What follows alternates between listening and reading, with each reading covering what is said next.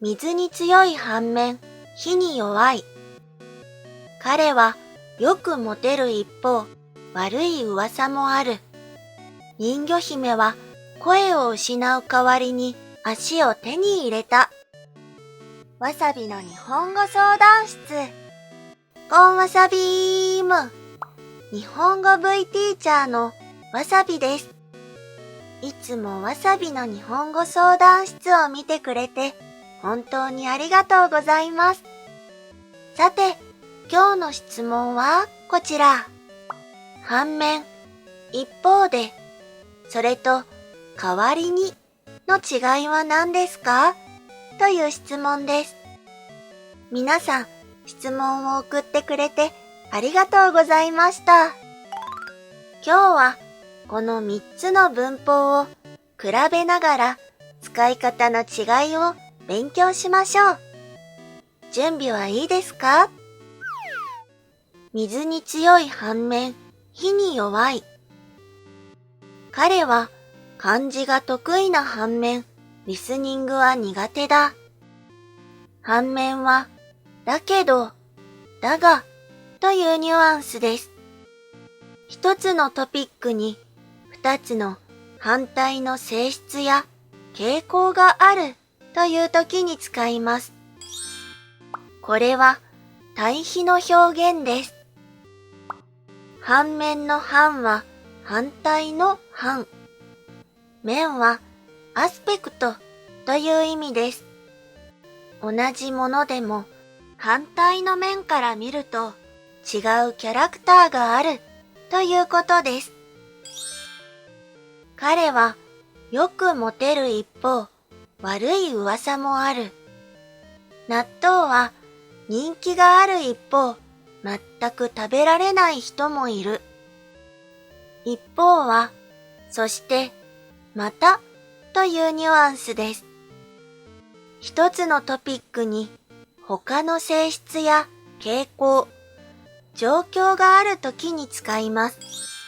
これも対比の表現です。一方の方、これは方向や方面、両方あるうちの一つの方という意味です。反面よりいろいろな場面で使えます。この一方と反面はお互いに言い換えることができます。この言い換えはどちらも一つのものを反対の面から他の方から見るという意味です。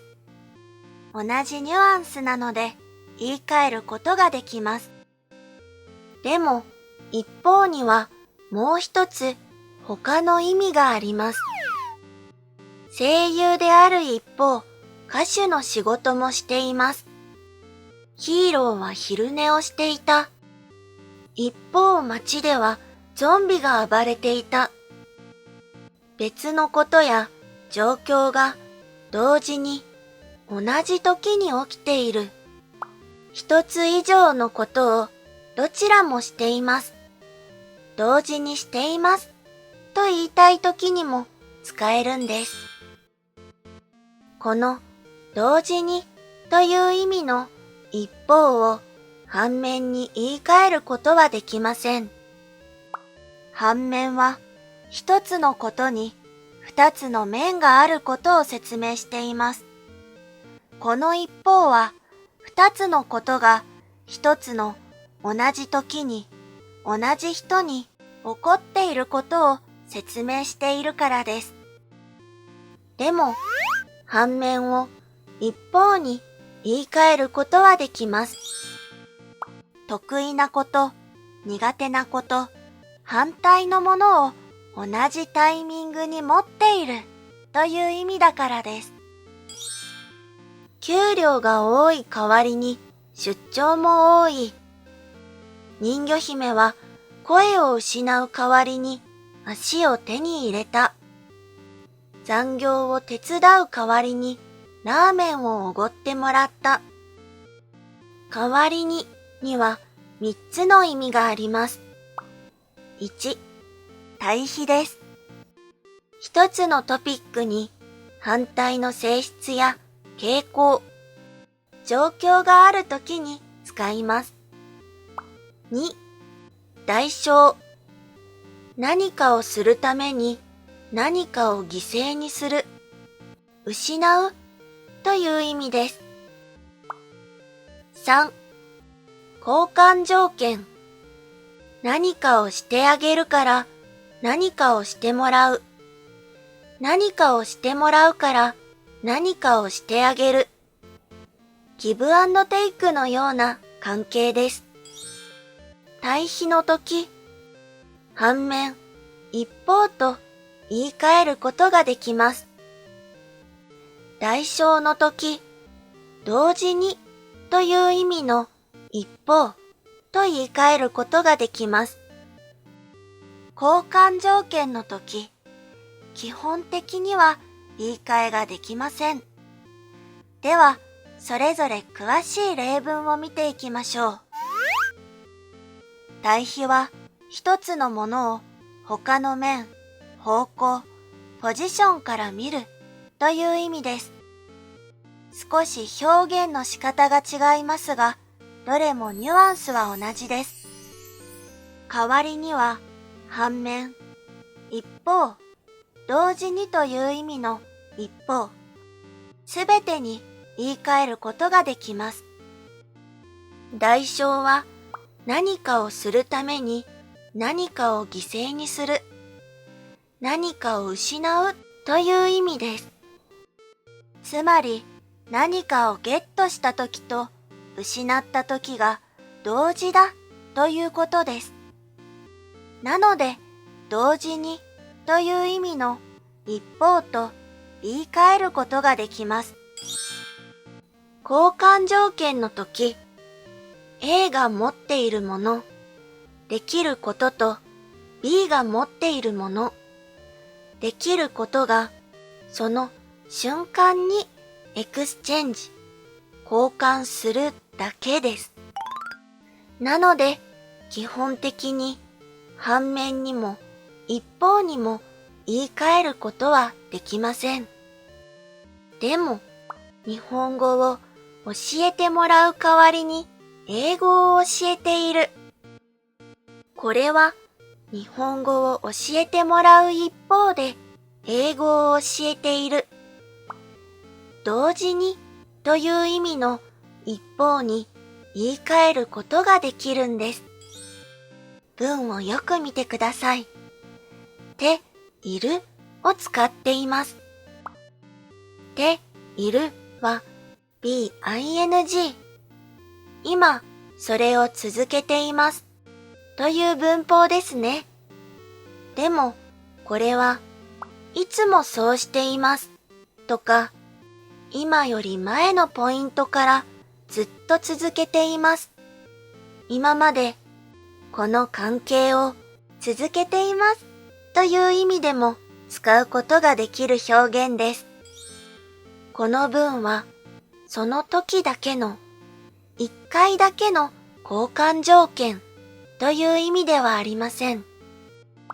お互いにずっとしている、その状態、状況が続いているという場合、ちょっとした利害関係がある場合には、同時にという意味の一方と言い換えることができるようになります。では、反面、一方を代わりに言い換えることはできるのでしょうか？水に強い反面、火に弱い。水に強い代わりに火に弱い。彼はよくモテる一方、悪い噂もある。彼はよくモテる代わりに悪い噂もある。この二つは言い換えることができます。一般的に考えて何かの代わりに何かを失うという代償のニュアンスがあるからです。その時だけ反面、一方から代わりに言い換えることができます。ここまで反面、一方、代わりにの意味と、いつ言い換えることができるのかを勉強してきましたが、これらの文法はあまり使わないかもしれません。なぜならもっとシンプルに、けど、だけど、だし、で、から、などを使う方がもっと多いからです。反面、一方、代わりに、これは丁寧な会話やニュース、新聞などで使う固い書き言葉です。もちろん、意味や言い換えを知っていると、それを読んだとき、聞いたときに正しく理解できるようになります。それは本当に素晴らしいことです。でも、これらの使い方や言い換えを絶対覚えなきゃやばいという文法ではありません。なので安心してくださいね。いかがでしたか？言い換えができる場合、できない場合がありましたね。教科書の意味や訳だけを見ると、違う文法なのに同じ説明、同じ例文があるってことはよくあると思います。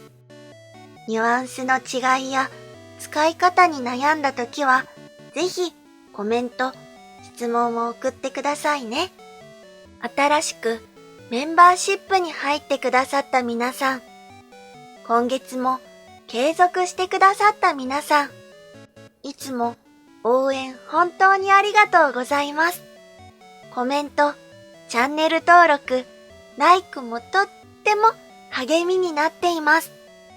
これからも頑張って活動していくので、新しい動画を楽しみにしていてくださいね。それでは、次のレッスンでお会いしましょう。おっつわっさびーむ。バイバイ。